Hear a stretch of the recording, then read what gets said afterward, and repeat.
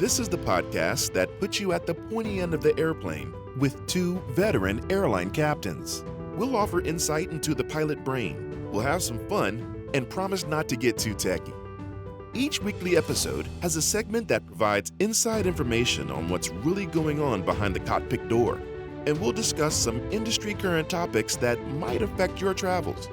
Your two pilots and co-hosts are Les Abend and Mike Strauss. Les has over 4 decades and over 25,000 hours of experience flying airplanes. The Boeing 727, 757, 767, and the 777 were all part of Les's repertoire before he retired. He was also a Czech airman. Additionally, Les still has the good fortune to be a 21-year contributing editor for Flying Magazine. He's been an on-air analyst and op-ed contributor for CNN, in addition to MSNBC and NBC, among others. And finally, Les is the author of Paper Wings, a mystery suspense whodunit thriller. Mike is a current A320 captain and Czech airman for a major airline with over 17,000 hours of flight time. In addition to his airline experience, Mike has a diverse general aviation background as an airplane salesman and a corporate pilot flying celebrities and VIPs. If you haven't done so already, please listen to the Welcome Aboard introductory episode. Don't get on an airplane until you've listened to Candid Cockpit.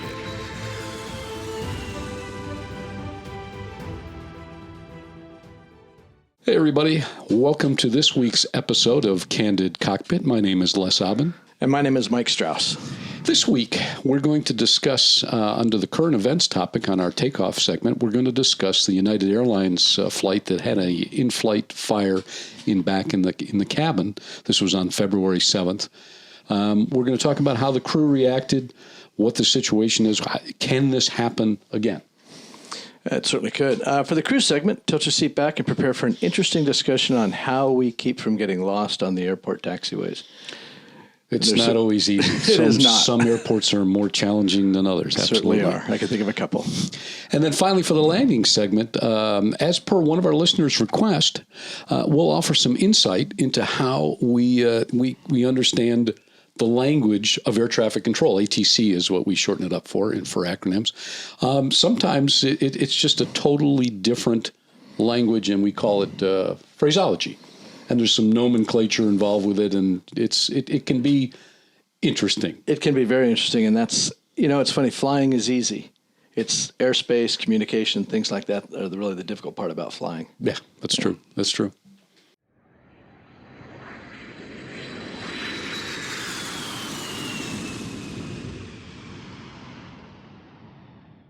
And folks, before we start our episode, just have a real easy favor to ask. If you've got an interest in a topic that we haven't discussed yet, please send us a email to podcast@candidcockpit.com, and we'll mention your name on air. And as well, tell your friends, tell your family, come watch us. We're also on YouTube. And see us there if you've got some time to sit in front of a So we got computer. one of our topics on this segment, on this episode. That's right. Yeah, so we'll keep doing that. Absolutely.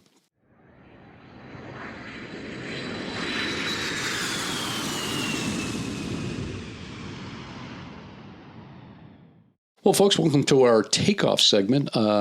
We're going to be discussing United Airlines Flight 2664, who had a fire in the back of the airplane in the cabin on departure out of San Diego. They were bound for Newark, and basically what happened was within 5 minutes after takeoff, they declared an emergency.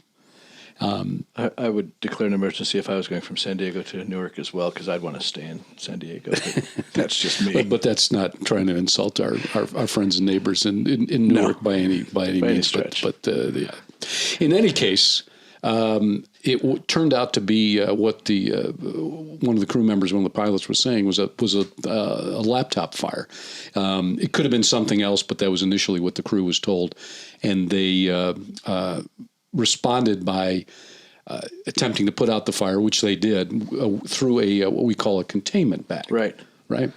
So the containment bag is supposed to smother the fire, and then 4 flight attendants apparently responded to it.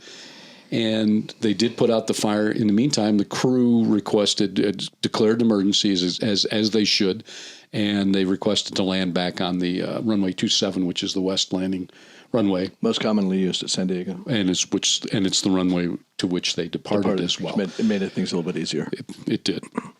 Air traffic control, when I listened to the tapes, was right on it. They were they were clearing everybody out of the way. The emergency equipment vehicles responded just about immediately. They positioned themselves along the runway. So it was a well done, well choreographed emergency situation where it all came together. Now it's where the training kicks in. It's where These are the things we train for, and you hope you never have to use them, but it just, when they do happen, training kicks in. And it started with the flight attendants. Their training kicked in just as fast as ours did. As the pilots did. And the other aspect, you bring up training, and then the appropriate thing to do was for the pilots to put on the oxygen masks. Yeah. So they did that, and the oxygen mask on most modern day airplanes now have goggles with them as well. But they, out of an abundance of caution, even though the fire was in the cabin, they put that on to prevent any sort of smoke or fume inhalation. Right, because there's and as it turned out, 4 of the flight attendants went to the hospital for fume inhalation. And it may have been a precautionary thing, and I hope they're okay. I would assume that they are, but they probably were directly involved with trying to put out this fire. But anyhow, it's a little confusing, as we both know. Putting on an oxygen mask in the cockpit, it's sort of it can be uncomfortable.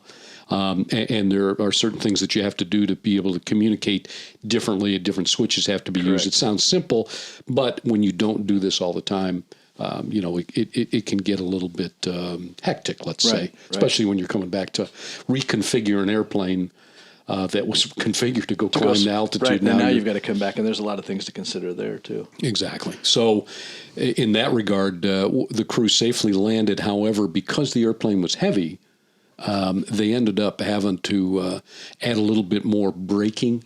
Correct. I believe it sounded like it was the captain indicated that there was one of the brakes had a hotter than normal temperature, so they had the emergency vehicles check and make sure there was no fire down by the wheels, and there wasn't. Right. And then once that was cleared, they essentially just taxied to the gate and got attention from there. Too far, too techie. Brake fans, but but you're right. Some airplanes have them, yeah. You're right about you're taking off and you're set to go fly across the country and burn 30,000 pounds of gas. Someone do the math, 4,500 gallons. But you're now going to land with that.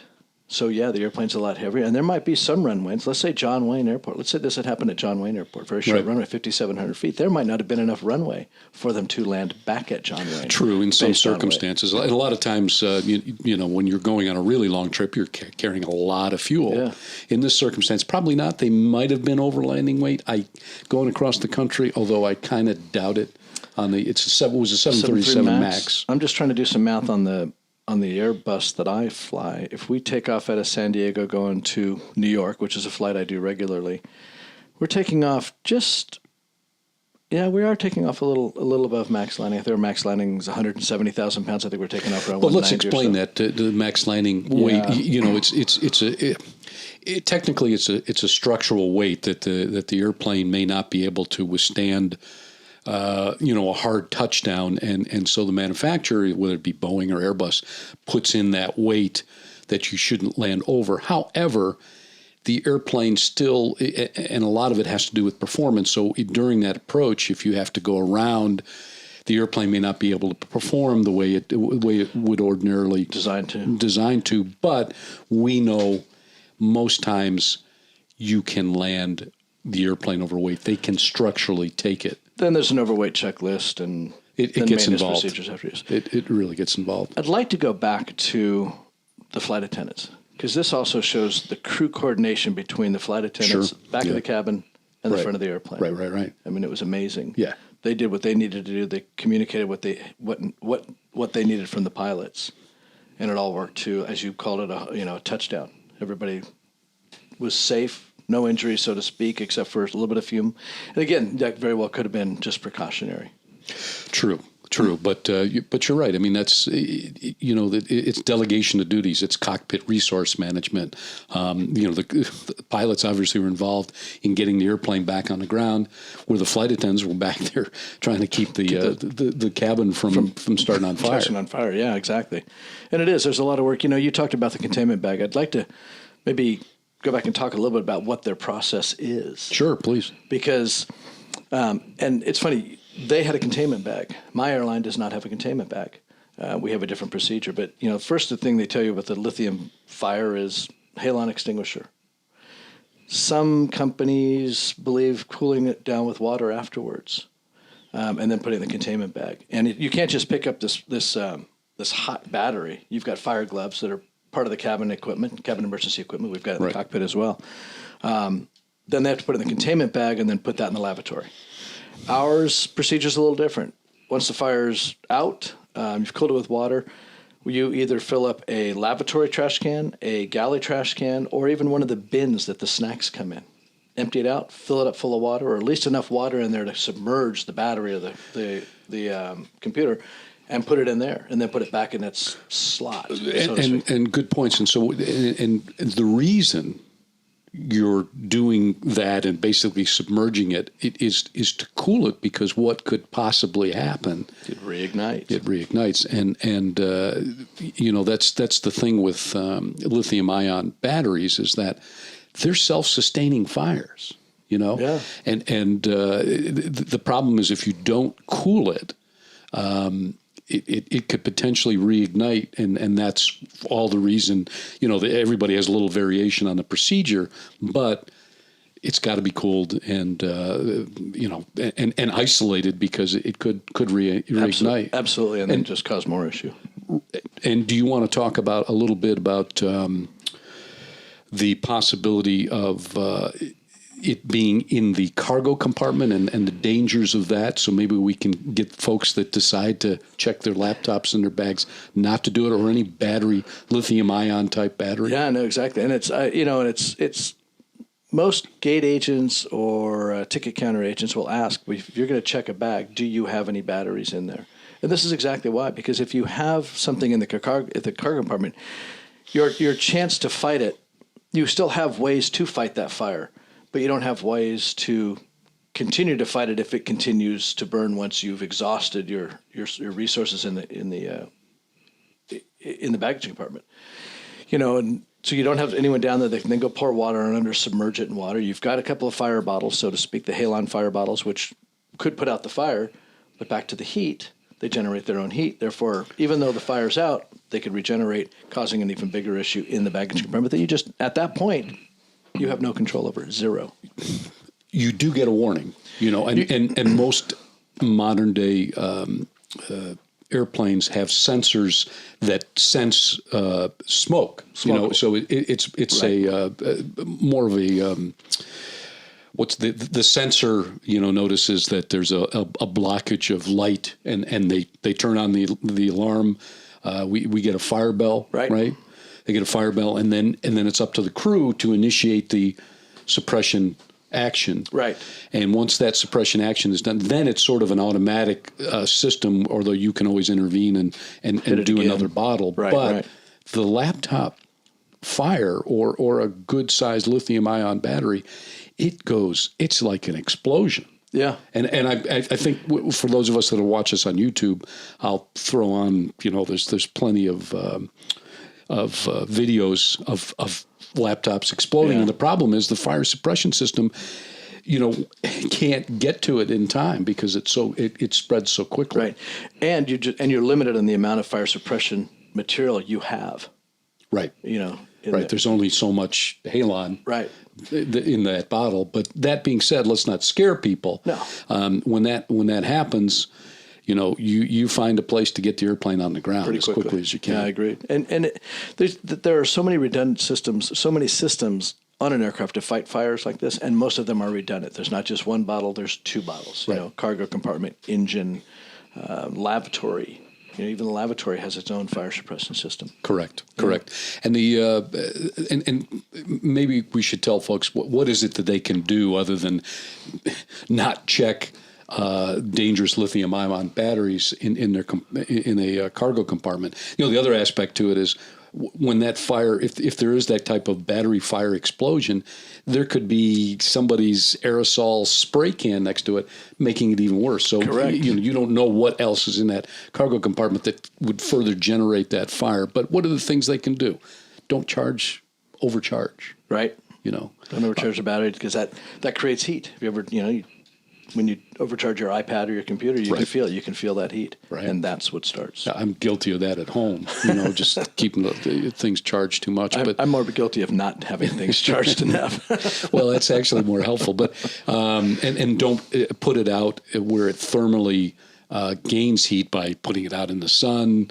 There's certain precautions that you can take when you get on an airplane. And there are a lot of bags, computer bags, that have little thermal protection in them as well for that very reason. Yeah.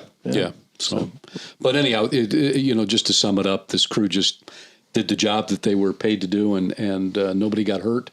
And they got an airplane safely back on the ground, which could have been a nasty situation. And it comes down to training. And we train for every conceivable event that happens in an airplane. Yeah. I mean, you're right. That's how we make our money. It's all about training. The normal flying, that's easy. Yeah. It's just when things go wrong, which is, again, rare. It really is. But that's where the training comes into play. Yeah.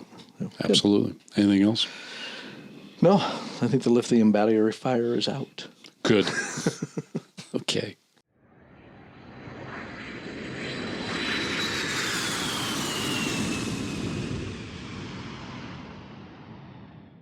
Hi, everybody. Welcome to the cruise segment of our episode. In this particular episode, we're going to talk about how do we not get lost on an airport. And that was my biggest fear when I checked out as captain, and yours as well, because we talked about it on an episode prior, that some airports can be pretty confusing. There's a lot of taxiways. It covers a lot of real estate. So why don't you help start the discussion, Mike, and what helps us? Old school map. Yeah.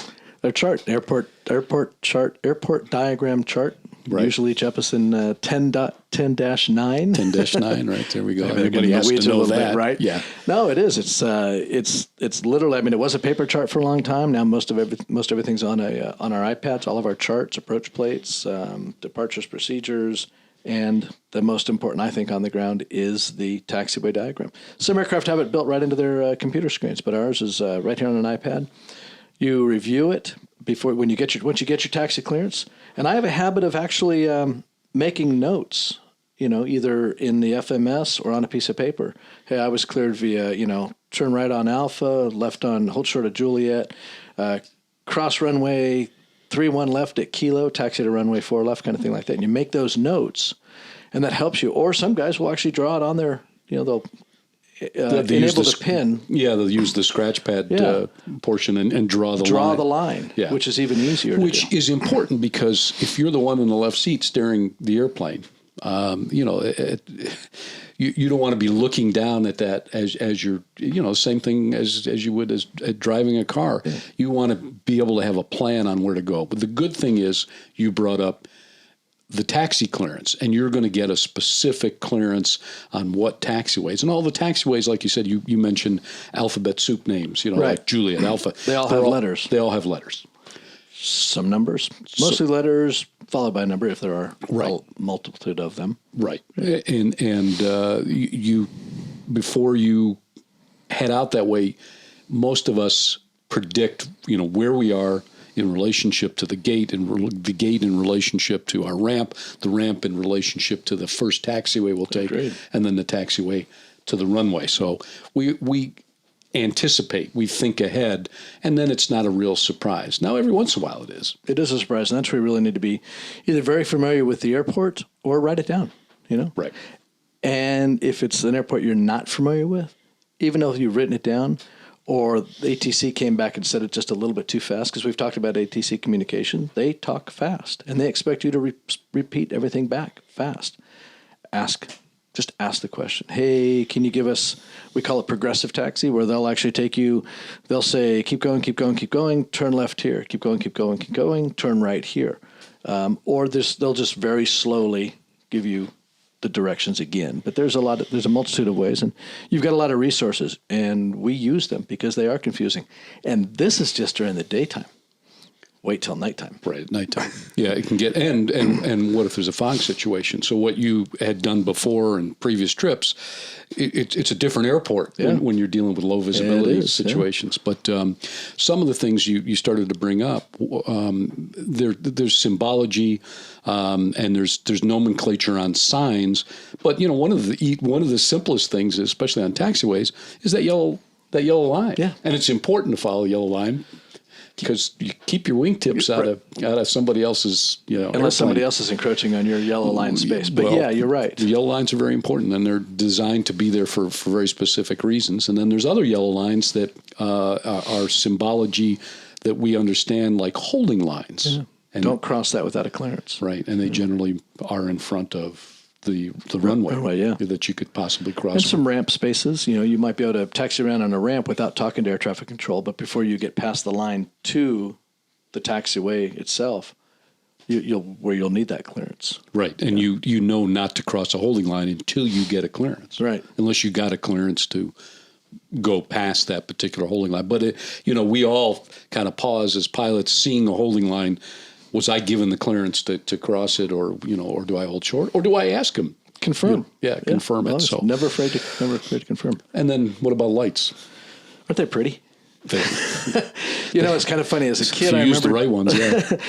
I remember as a kid, all the lights outside the airplane. I thought, oh, they're so cool. There's yellow ones, and there's white ones, and there's red ones, and there's orange ones, and there's green ones, and there's blue ones. And it's just there's so many, and that it's meant to make it easier by knowing what color, what that light color designates. But it's still a little more confusing at night. I mean, just try driving at night. It's a little bit more confusing, exponentially on an aircraft as well. Well, let's make it simple. If somebody's looking out their passenger window, they're going to, as we're taxiing, you're going to see blue lights, which signifies a taxiway. Or we had a little argument before we started this podcast that taxiways don't always have the lights, but they have the blue reflectors. So we'll keep that discussion going at some point. But that's between you and I. Yeah, I'll find out tomorrow when I'm in New York. Okay. I'll verify. and then runway lights. Yeah, white to yellow to red, and they designate where the runway is and where the runway is getting close to ending. At night. So they're red lights toward the end, but they're generally runway lights are generally yellow lights. Yellow lights, right? Yeah, yellow lights. And then we have very often we have center line lights. Mm-hmm. That's for low visibility runways. Low visibility runways. Mm-hmm. So all those lights, and then we won't get into it, but certain approaches have certain approach light systems. So away from the paved area, you've probably seen it driving to the airport. Yeah. You've seen the approach light, part of the approach light system. There's sequence flashers that actually help to guide the airplane in, especially in low visibility. It's really extremely helpful. And matter of fact, some of them have to be operational for you to do that approach. For you to do that approach. Yeah. So there's that. So all these lights, and that's not necessarily navigating on the airport, but it gets you to the airport, and then you get to navigate. My favorite is we talked about blue lights on the taxiway, either side of the aircraft, stay within the blue lights. But there's also a lot of airports will have on that center line at night, especially the low visibility airports, will have green lights. And a lot of European airports, I love the taxiway, the taxi clearances follow the green lights, and they will literally take you right to either your ramp or sometimes even right to your gate. And the air traffic controllers can program that light, which way it's going to go. Simplest instructions for taxiing. As you know, I retired mostly going back and forth from New York to London, and whenever I get to London, it was just it was like, you're ready to retire. We'll make this easy. Follow the greens. When I got off the runway, and then follow the green right to the gate. Yep, and off you go. Yeah, makes it easy. Very good. Lights, pretty lights. That's what helps us on the ground. Signs, and that's part of the training is we learn these signs. But the big thing is the airport diagram, the map of the airport. Southern California, for my Southern California listeners, we have this thing called the Thomas Guide. This is just a Thomas Guide for airplanes. Right. True. Okay. That's it. All right. Don't get lost on the airport.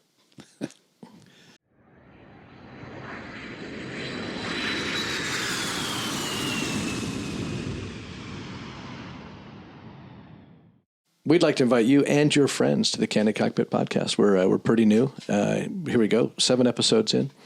Send an email with a question or suggested topic to podcast@candidcockpit.com, and we'll mention your name on air. Is this where we mention our... We do have somebody to mention on there on the next segment. Yeah, which is nice, and we get great. We have a lot of ideas, but this is aimed towards the flying public, and they're going to have questions that maybe we don't think of, or less technical questions that we don't think of. Absolutely, but they're very important, and they're important to us. So we can address those. Again, we'll mention your name on air. We'll get to that in a little bit. And also, don't forget to watch us on YouTube. You can get there via Instagram, Facebook, a couple other websites that you've... Twitter is another one. Facebook, you can get us that way. But yeah, here we are on YouTube. Yeah.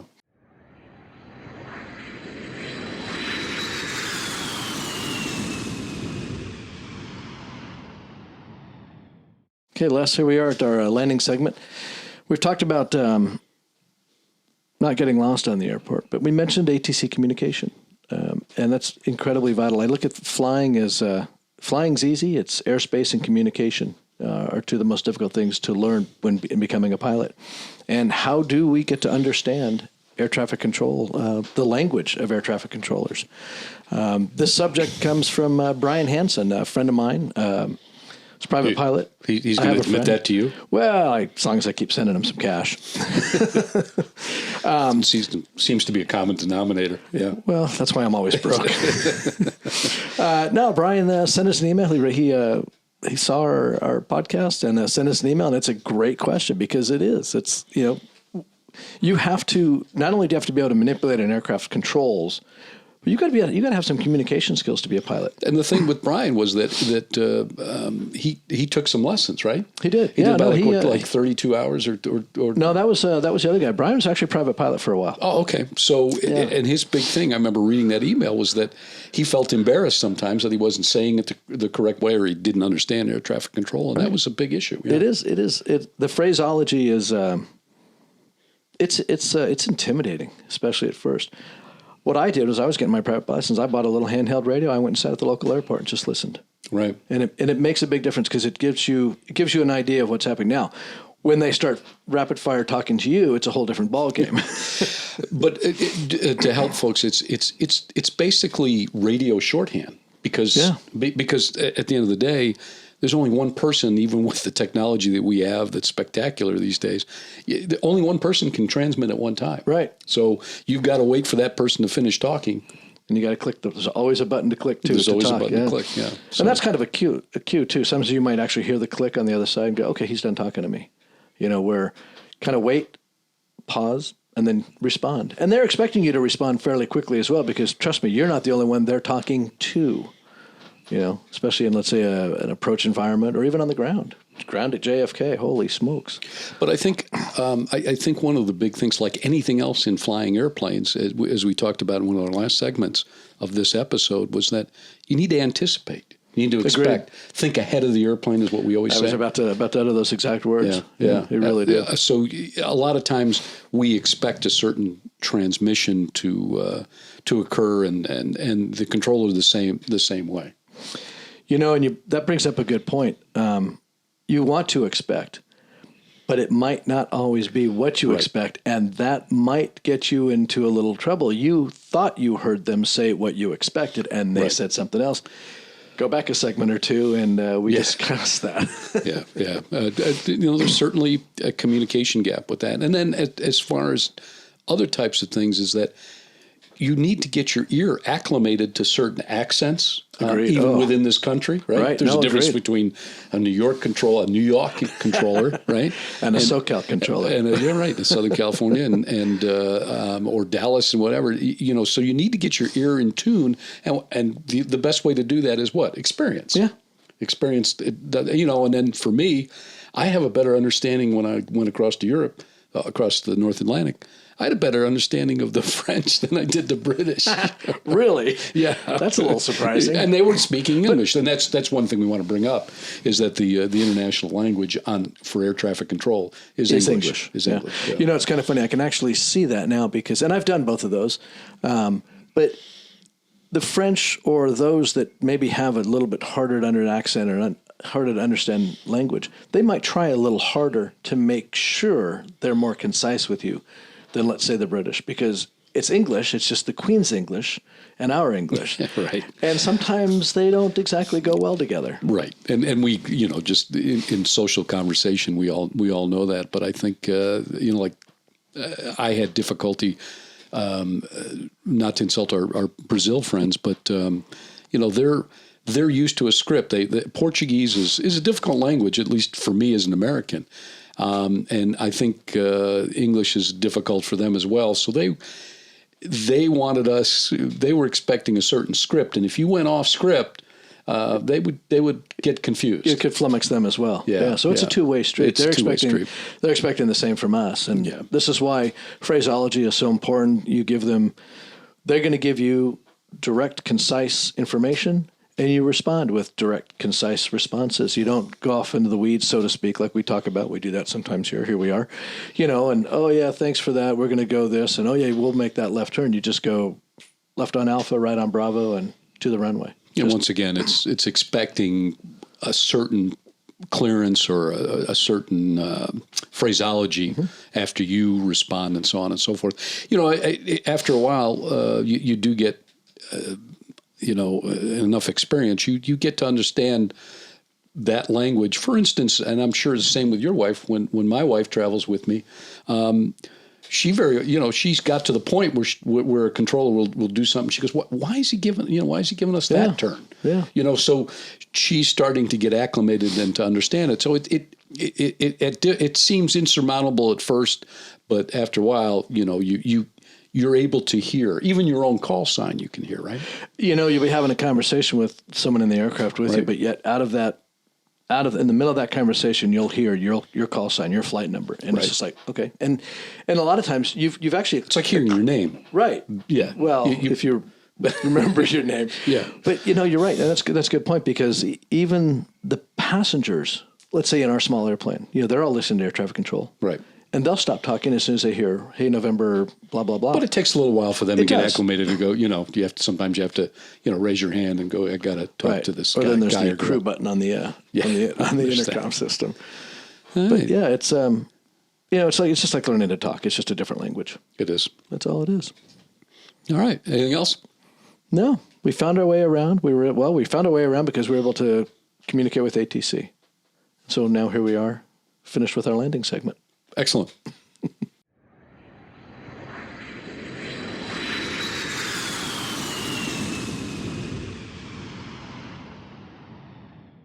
All right, Captain Mike. I think we have the jet bridge coming up to the door, and brakes are parked, and it seems as though we've finished this particular episode. So I hope listeners come back for another one, and I hope on this one that they gain some insight into what we do behind that cockpit door and inside our pilot brains a little bit. Scary stuff, but right. But there you go. So the next week, or next episode, which will be out next week, is on what it's like to be a co-pilot. You had a very short time I did. As a co-pilot, and relatively speaking, back in my day, I was in the right seat for a very limited amount of time. But it was an important part of being an airline pilot, and I think it'd be fun to give our perspective on what it's like. No, I think it's incredibly important, because it's really tough to go be a captain without have been a first officer or co-pilot first. Absolutely. Yeah, let's bring that up. Yeah. Also, I guess we'd once again like to get on the PA, ask our listeners to get on their PA and spread the word about our podcast to their friends and family. Yeah. And again, send us an email at podcast@Candid Cockpit, not Candid Camera, podcast@candidcockpit.com. Let us know a topic that interests you, and we'll discuss it. We'll even mention your name on air. And again, find us on YouTube, Facebook, Twitter, Instagram. And your favorite podcast app. Yeah, there you go. Exactly. There you go. Thanks for joining us today. Look forward to seeing you next week. Thank you.